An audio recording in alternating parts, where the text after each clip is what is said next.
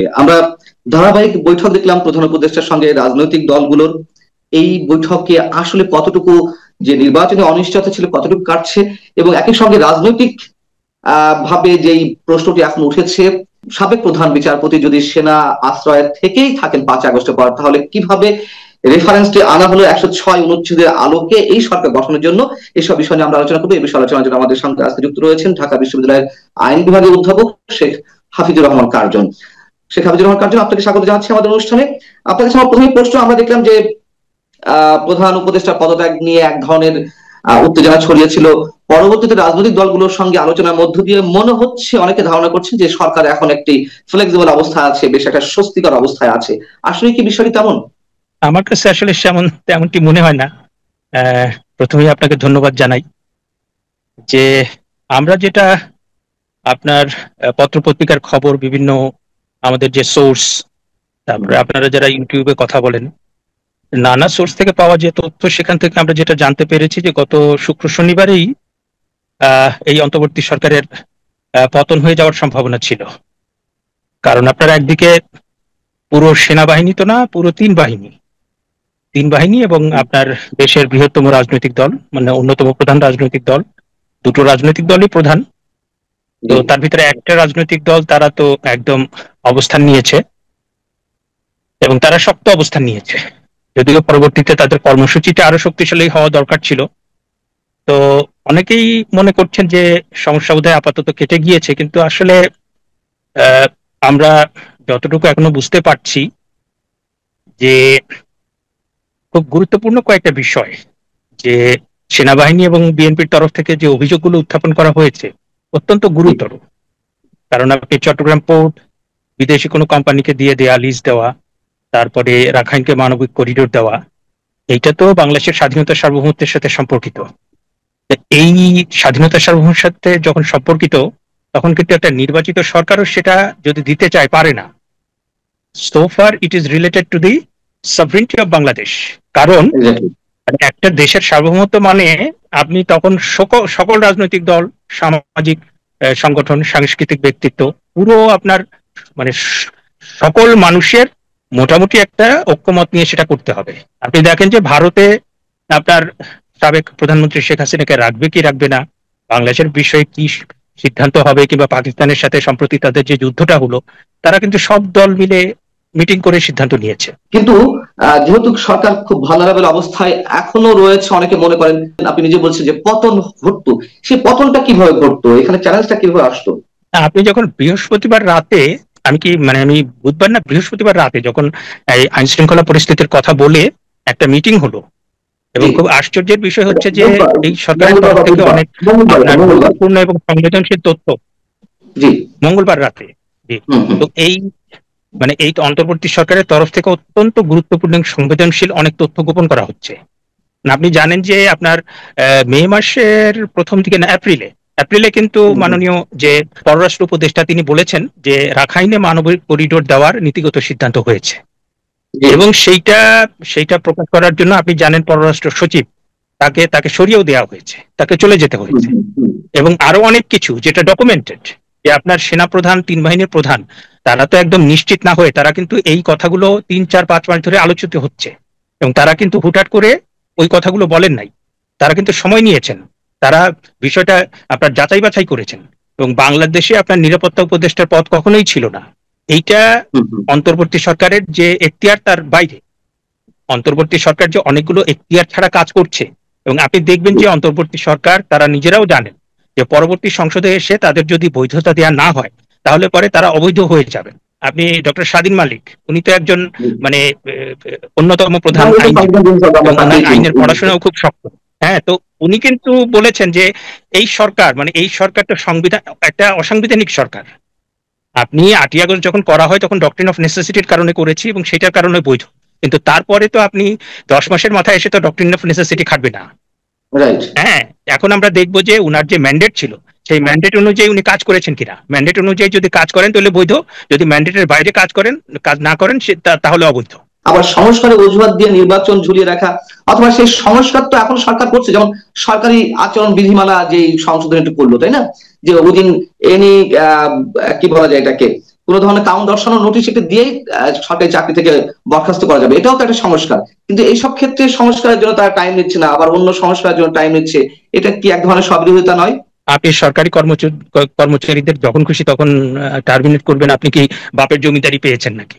সরকারি কিংবা যে কোনো চাকরি, হুম তার হুম। কিছু নিয়ম নীতি থাকে, এবং তার একটা চাকরির যদি নিশ্চয়তা না থাকে, কারণ একটা লোক চাকরি বাকরিতে ঢুকে গেলে আপনার সেটা কিন্তু সে একটা পরিবার চালায়, হুম সেটা হুম। কিন্তু তার একটা নিজের সিকিউরিটি, পারিবারিক সিকিউরিটি।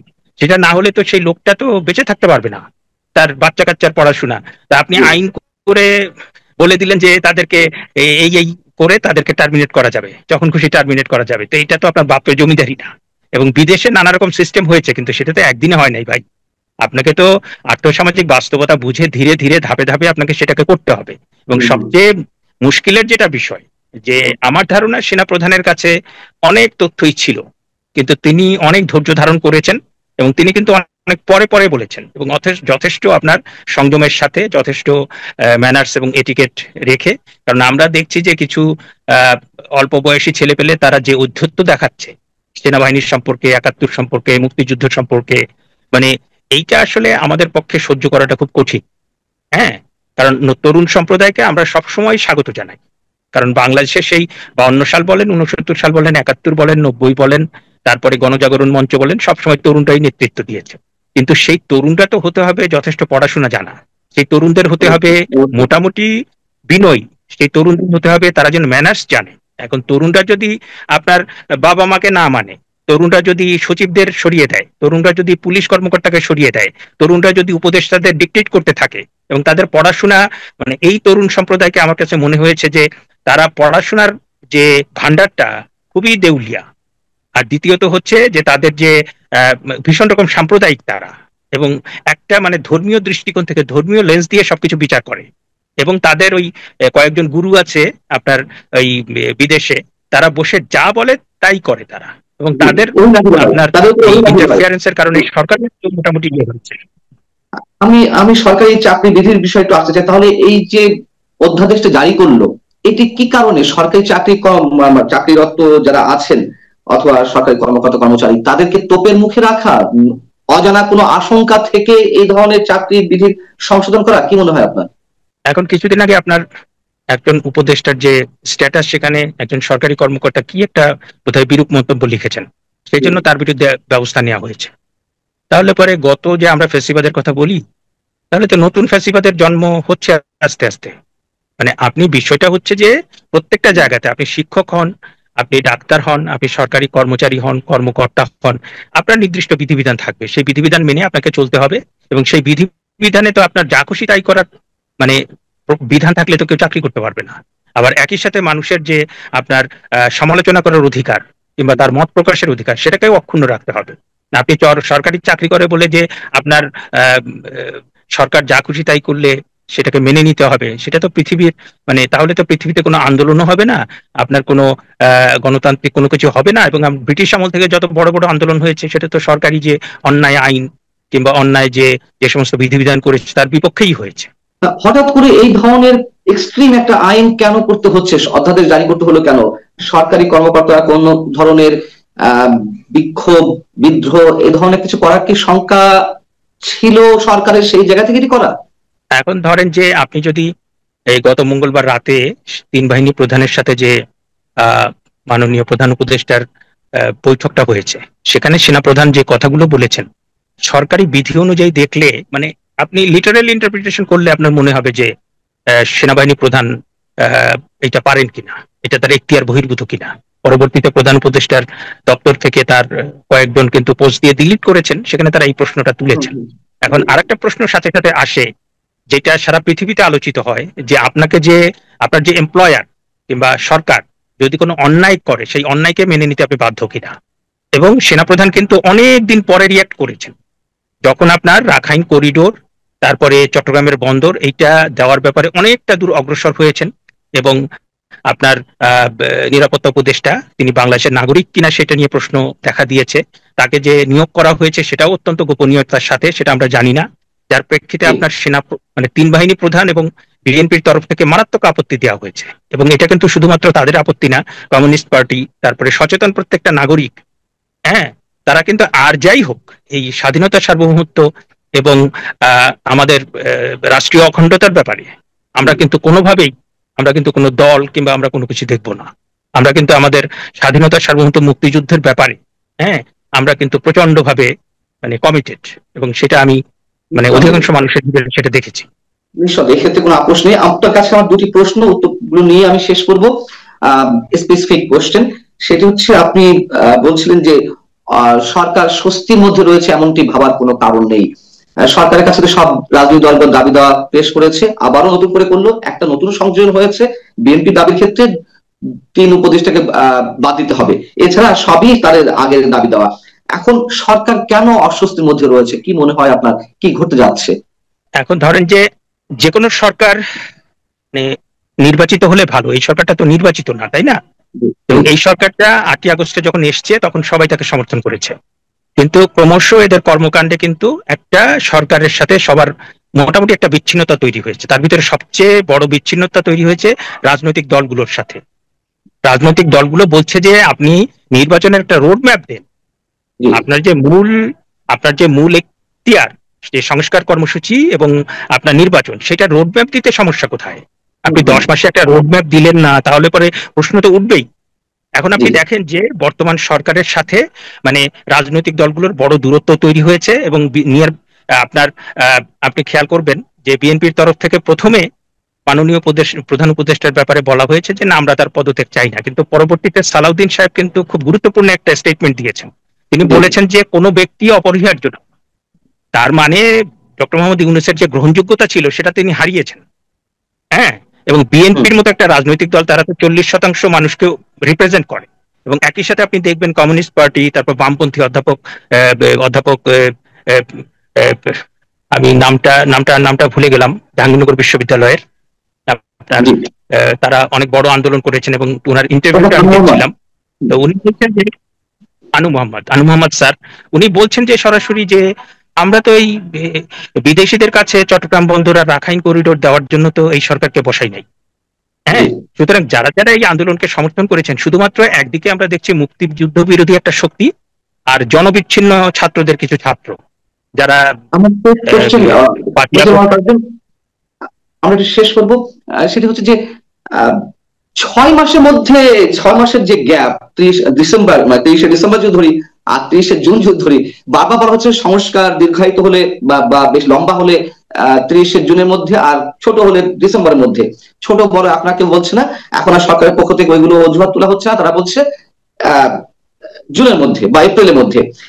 এই 4 মাস বা 6 মাসে কি এমন উদ্দেশ্য রয়েছে সরকারের, আপনার নিজস্ব কোনো ভাবনা আছে ক্ষেত্রে যে এই কারণে তারা এটি করছে? একেবারে ছোট করে 30 সেকেন্ডের জন্য উত্তরটা দিতে পারেন। আমি 30 সেকেন্ডে উত্তর দেবো। আপনার আগের প্রশ্নের উত্তরটা আমি সমাপ্ত করিনি। যে আমার কাছে যেটা মনে হচ্ছে যে সেটা ডকুমেন্টেড, যে বিএনপির সাথে একটা আপনার দূরত্ব তৈরি হয়েছে, এবং তারা ঈদের পরে আন্দোলনের হুমকি দিয়েছেন। কমিউনিস্ট পার্টি সহ বামপন্থী যারা প্রগতিশীল যারা, তাদের সাথে একটা বিচ্ছিন্নতা তৈরি হয়েছে। আবার তিন বাহিনী প্রধানের তরফ থেকে তো সরাসরি বলাই হয়েছে যে আমাদের অন্ধকারে রেখে এটা কেন করা হলো। আবার পুলিশ, আমলা, ব্যবসায়ী কেউ কিন্তু সহযোগিতা করছেন না। হ্যাঁ, এবং এই সহযোগিতাটা সরকারের তরফ থেকেও কিন্তু চাওয়া হয় নাই। দ্বিতীয়ত আপনার যে প্রশ্নটা যে আপনার ডিসেম্বর থেকে জুন এমন কি হবে, এবং এইখানে আমার যেটা মনে হয় যে বাংলাদেশের সাম্প্রতিক রাজনীতি, জাতীয় রাজনীতি, আপনার ভূ রাজনীতির যে সমীকরণ, সেটা ছাড়া বুঝবেন না। এবং আমাদের এখানে কক্সবাজার, সেন্ট মার্টিন, তারপরে চট্টগ্রাম, এইটা নিয়ে যে একটা মানে কৌশলগত অবস্থান আছে, এবং এইটার উপর যে একটা নজর আছে, আর এইটার ব্যাপারে ভারতও যথেষ্ট মানে তাদেরও নানা রকম স্টেক আছে, আবার চীনেরও একটা স্টেক আছে, এবং মার্কিন যুক্তরাষ্ট্রেরও আছে, এবং সেইটা মিলে এই বিদেশি শক্তিরা কিন্তু আপনার নানা রকম তাদের স্বার্থ নিয়ে ব্যস্ত, এবং সেটার মধ্যে আমরা এবং আমাদের জাতীয় রাজনীতি পড়ে গিয়েছে।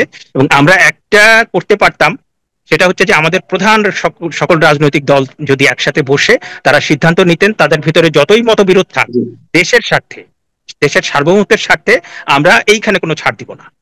কিন্তু সেইটা যেহেতু আমরা করতে পারছি না, সেই কারণে পার্শ্ববর্তী দেশও সুযোগ নিচ্ছে, মার্কিন যুক্তরাষ্ট্রও সুযোগ নিচ্ছে, এবং চীনও সুযোগ নিচ্ছে। এমনকি দেখেন যে সম্প্রতি আমরা মানে একটা বড় দল নাই, তারপরেও যদি সেনাবাহিনী, বর্তমান সরকার, বিএনপি এরা মিলে একটা যদি বলতে পারতেন যে না, আমরা দেশের স্বার্থ কারো কাছে আমরা বিক্রি করব না কিংবা ছেড়ে দেব না, তাহলেও কিন্তু আমরা আমাদের জাতীয় স্বার্থকে মোটামুটি রক্ষা করতে পারতাম। কিন্তু আমাদের দুর্ভাগ্য যে আমরা কোনো জায়গাতেই এক হতে পারছি না। অনেক ধন্যবাদ শেখ হাফিজুর রহমান কার্জন। দর্শক, এই ছিল আমাদের আলোচনা। ভালো থাকুন। আল্লাহ হাফিজ।